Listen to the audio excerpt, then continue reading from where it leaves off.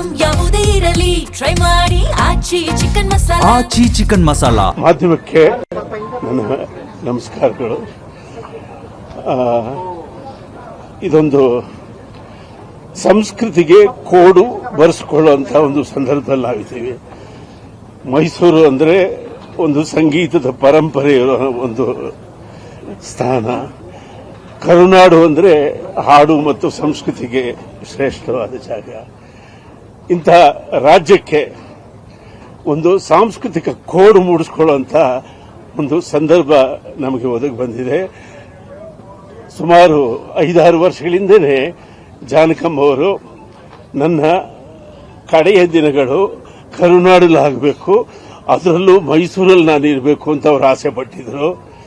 ಇಬ್ಬರು ಶ್ರೇಷ್ಠ ಗಾಯಕರು ಈ ಕರುನಾಡನ್ನು ಅಷ್ಟು ಮೆಚ್ಚಿದ್ದಾರೆ. SPB ಅವರು ಕೂಡ ನಾನು ಮುಂದೆ ಹುಟ್ಟಿದ್ರೆ ಕರ್ನಾಟಕದಲ್ಲಿ ಹುಟ್ಟಬೇಕು ಅಂತ ಆಸೆ ಪಟ್ಟಿದ್ದಾರೆ.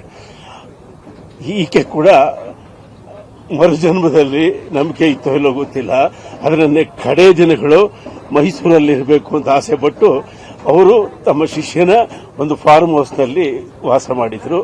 ಈಗ ಅವರದು ಪರಿಪೂರ್ಣ ಗಾಯನ, ಸಂಪೂರ್ಣ ಜೀವನ, 88 ವರ್ಷಗಳ ಒಳ್ಳೆಯ ಜೀವನವನ್ನು ಅವರು ಕಳೆದಿದ್ದಾರೆ.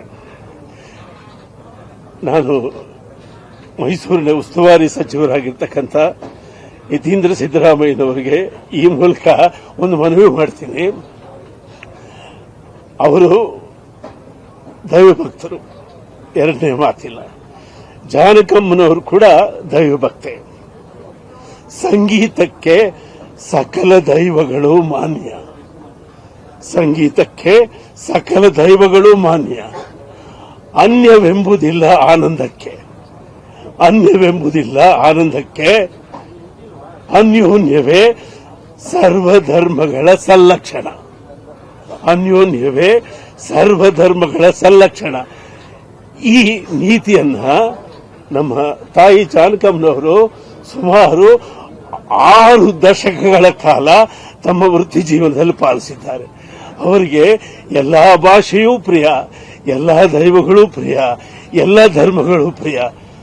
6 ದಶಕಗಳ ಕಾಲ ತಮ್ಮ ಸಂಗೀತದಲ್ಲಿ ಅವರು ಎಲ್ಲವನ್ನು ಆರಾಧಿಸಿ ಪೂಜಿಸಿದ್ದಾರೆ. ಅಂತ ತಾಯಿ ಇವತ್ತು ಮೈಸೂರಿನಲ್ಲಿ ಮಣ್ಣಾಗುವ ಮುಂಚೆ ನಾವು ಕಣ್ತೆರೆದಿದ್ದೇವೆ. ಈಗ ಅವರ ಪ್ರಿಯ ಶಿಷ್ಯನ ಜಾಗದಲ್ಲಿ ಅವರ ಸಮಾಧಿ ಆಗಲಿದೆ. ನಾನು ನಮ್ಮ ಕರ್ನಾಟಕದ ಸಂಗೀತ ಸಂಘದ ಪರವಾಗಿ ಒಂದು ನಿರ್ಧಾರ ತೆಗೆದುಕೊಂಡು ಇವತ್ತು ಹೇಳ್ತಾ ಇದ್ದೀನಿ. ಆ ಶಿಷ್ಯ ಒಪ್ಪಿದರೆ, ಅವ್ರ ಕುಟುಂಬದವರು ಒಪ್ಪಿದರೆ, ನಾವು ಅಲ್ಲಿ ಜಾನಕಮ್ಮನವರ ಬೃಹತ್ ಧ್ಯಾನ ಮಂಟಪದ ಒಂದು ಮೆಮೋರಿಯಲ್ ಅನ್ನು ನಿರ್ಮಿಸ್ತೇವೆ. ಅದಕ್ಕೆ ನಮ್ಮ ಸಂಗೀತದ ಸಂಘದ ಪೂರ್ತಿ ನೆರವೇರುತ್ತೆ. ಸಾರ್ವಜನಿಕರು, ಅವರ ಅಭಿಮಾನಿಗಳು